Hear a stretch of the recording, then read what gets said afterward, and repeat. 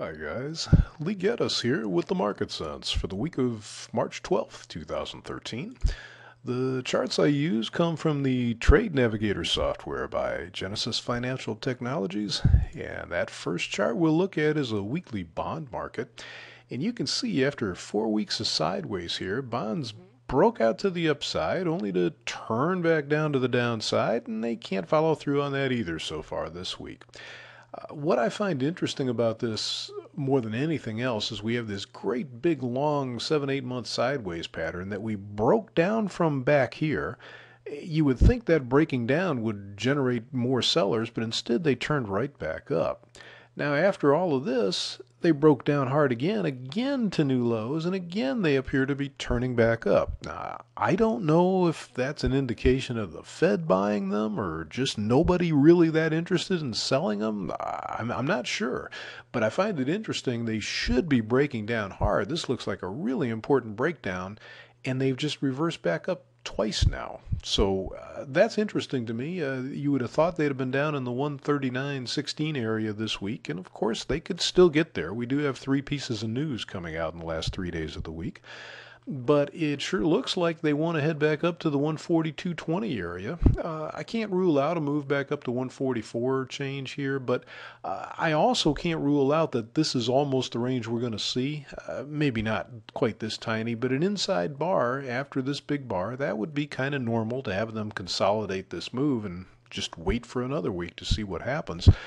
That's probably the most likely scenario. But again, the key to me is two attempts to break down out of this and no follow through when they did. That's interesting.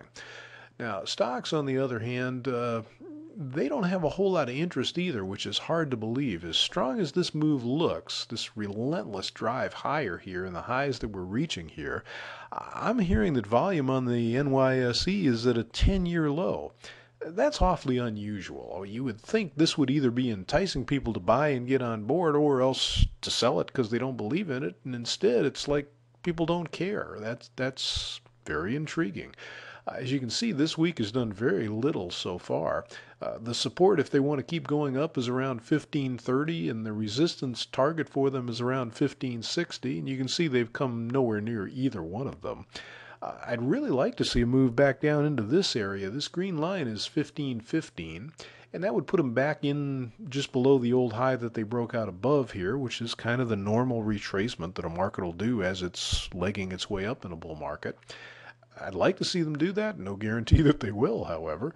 What I think, though, is I don't believe this is the high. I mean, I think they'll drip back down and make another attempt because there's just nothing acting like a high here. You like to see volatility come in at the high, more activity, see them try and fail, and then kaboom.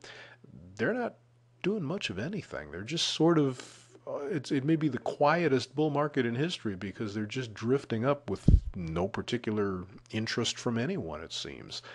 So, pretty difficult to know what to do with a market that isn't doing much except on this escalator up. So that's what we've got for you today. I sure hope you can find something profitable to get yourself into. Thanks for checking in to see what we think about it.